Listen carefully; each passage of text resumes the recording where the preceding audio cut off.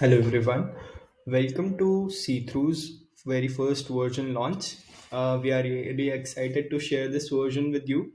Using this version, you can generate diagrams for a Java repository. Currently, the tool works only for Java repositories, and we plan to expand it to other languages as well. So stay tuned for our next versions. Let me quickly walk you through the steps you need to follow to generate a diagram. So the very first thing which you need to do is make sure that you have a Java project in your local, and also you will have to download Ceethru's jar file. So I already have downloaded that jar file, and so I'll simply run the command which is java jar and then the file's name. So upon running this command, it should fire up the backend and also start the front end.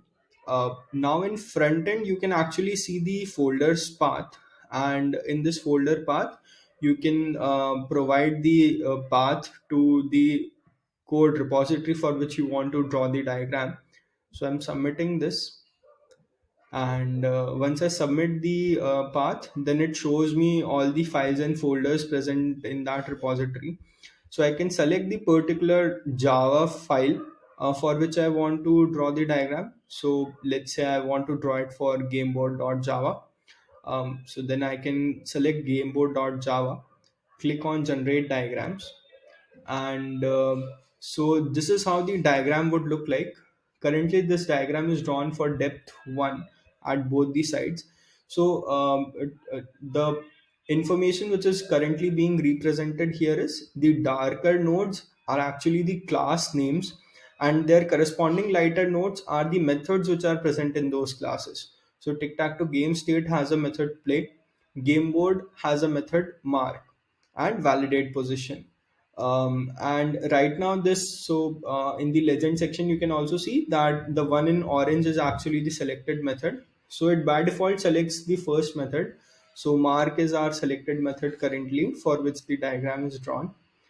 You can also click on these arrows and see what is the parameter data type and the returning data type.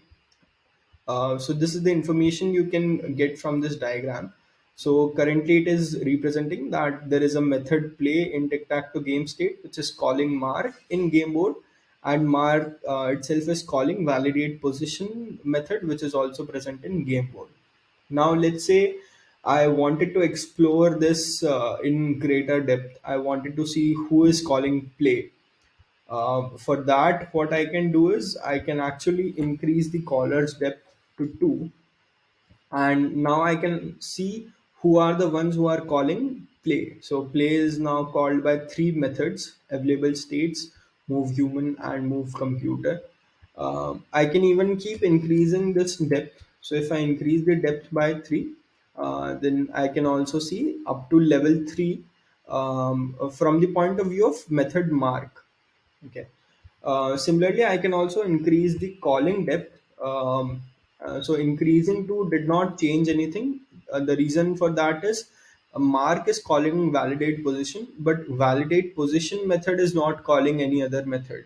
So that's why the diagram did not change.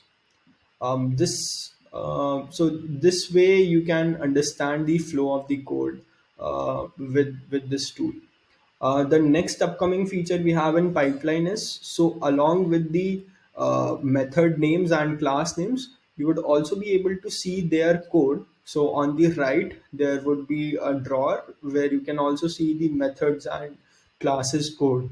Hopefully that should help you in navigating through the code and understanding the flow. If you have any suggestions for the next features we should come up with, please feel free to let us know, and we'll try to prioritize those features as well. Thanks a lot for your time.